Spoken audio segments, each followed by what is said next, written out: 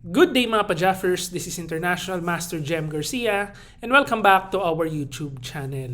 So ngayon po nasa round number 3 na tayo ng Indonesia IM Tournament at ang kalaban ko po dito ay si WIM Umi Fisabililya. Ayan, so ito po ay isang veteran player nila sa babae, no?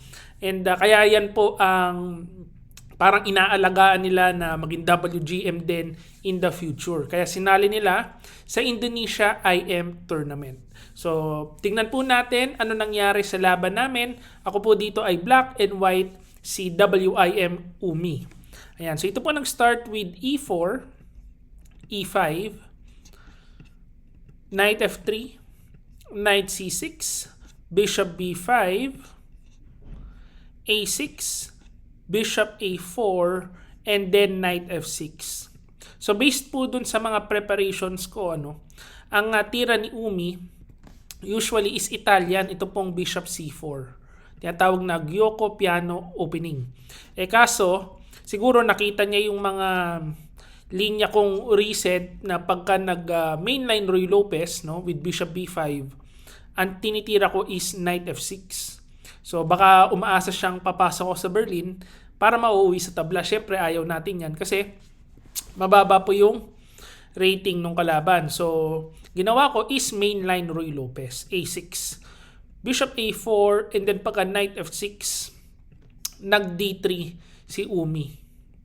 Ayan, so pagka D3 kasi niyan, hindi na po yan ang mainline ng Ruy Lopez Kasi ang mainline ng Ruy Lopez, magkakasling, Bishop E7, Rook E1, ipapakita ko lang po B5, ganito, D6, C3, castling, H3, and then pagka Knight A5, Bishop C2, C5, and then D4. So kung papansinin nyo po, yung formation ng mga pyesa, parang ganyan din po yung mangyayari sa laro. Kaso, naka D3 lang siya. So sabi ko, pagka naka D3 lang to, medyo mahina tong ganitong opening. Hindi yan yung parang pinakamalakas na kukuha kagad ng advantage sa opening. Kasi hindi magkakatamaan yung mga pawn So pagka D3 niya, balik lang ako sa normal development. So C3, Bishop E7, Knight BD2, B5,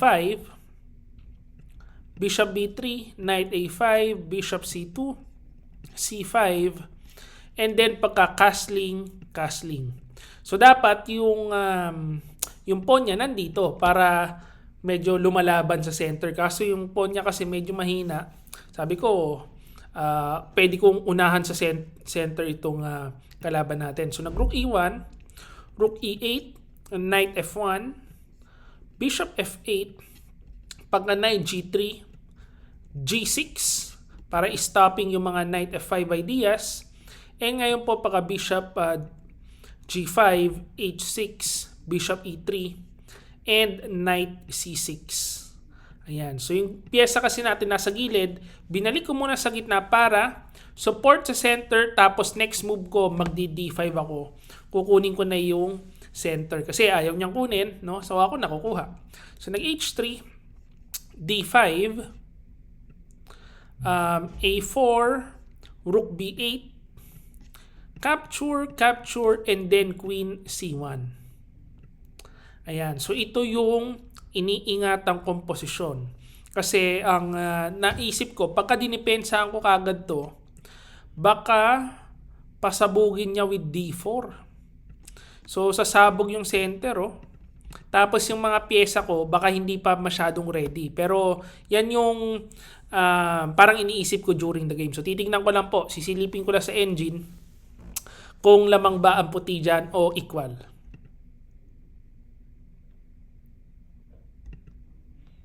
Ayun, equal lang daw. So ang tira, E takes D4. Nakita ko po ito kasi pagkakain, sabi ko pag kumain dito, baka may ganun, Knight E5.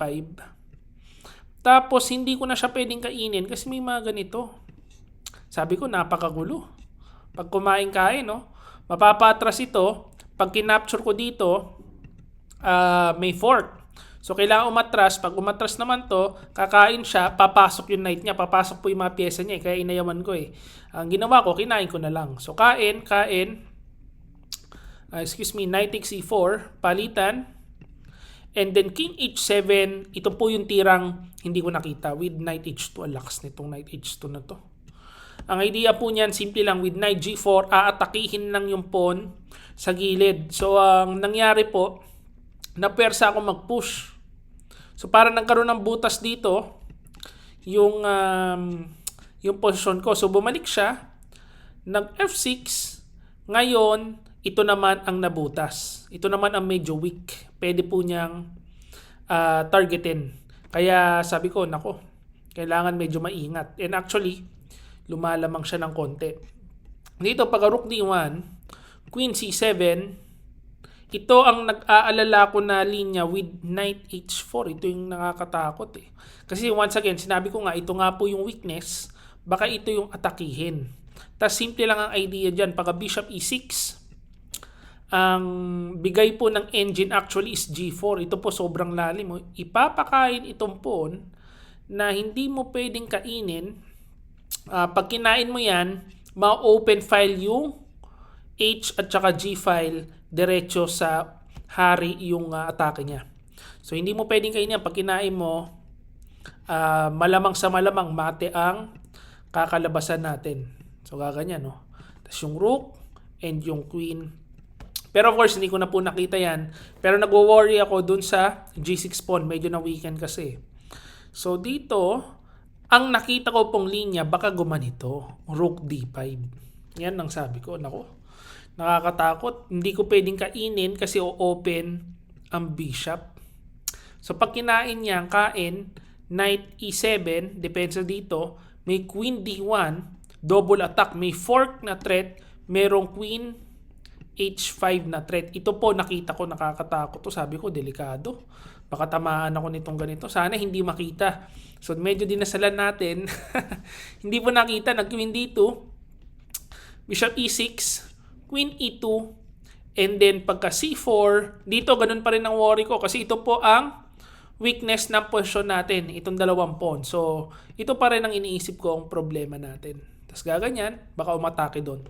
Pero siguro naisip niya, madali ko lang madidepensan with queen f7. Pero yan pa rin yung parang inaabangan ko doon sa posisyon eh.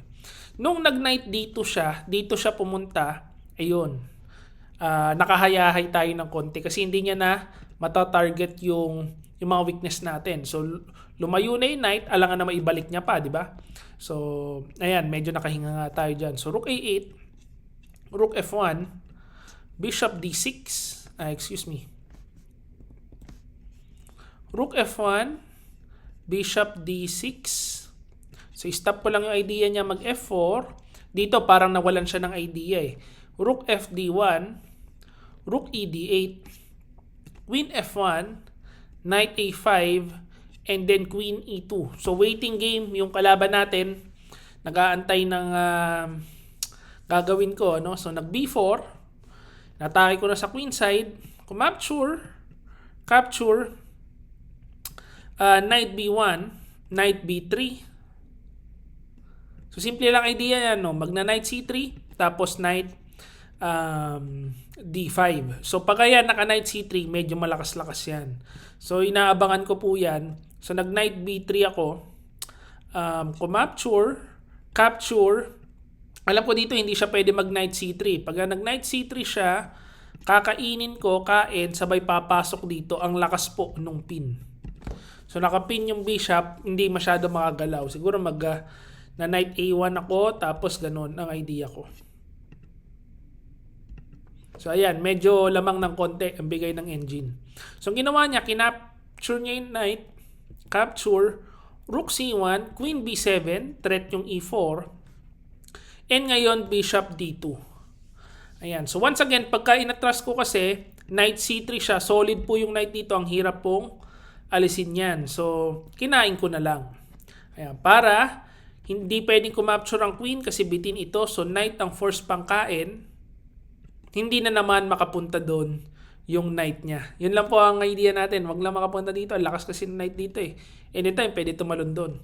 So, king G7, queen D3, queen B6, knight F1, and dito sabi po ng engine, ang tira is rook A2. Para sa pulin to, kaso hindi ko naisip yan eh. Opo. Kasi ayokong iwan yung back rank. Baka masapul tayo dyan. So, siguro didepensahan. And then, queen C5. Knight E3. Talaga mahaba pa po yung laban. So, lamang lang konti, sabi ng ating stockfish. So, dito nag-rook D8. Queen C3. Queen B7. Threat ang E4. Tinira ko yan mabilis, hoping na mag-knight dito siya. Para meron akong skewer. Kaso nakita po yan ng queen A5.